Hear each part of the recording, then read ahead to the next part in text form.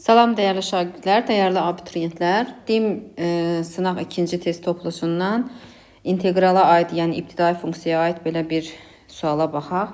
Bizə deyir, bu funksiyanın, ibtidai funksiyasının ümumi şəklini tapın. Deməli, ibtidai funksiyada belə bir şey var ki, integral 1 bölünsün kök altında x dx. Bunun ibtidai funksiyası 2 kök altında x üstəgəl c'dir.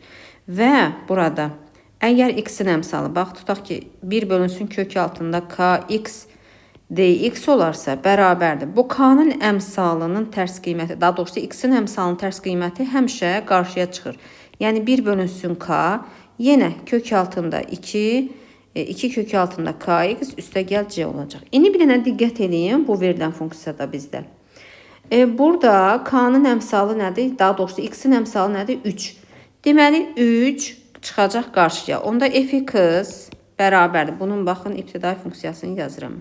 f(x) bərabərdir 3-ün tərs qiyməti. Yəni 1 böl 3 vurulsun 2 kök altında bu ifadəni olduğu kimi yazıram. 3x minus 2 üstəgəl c olacaq.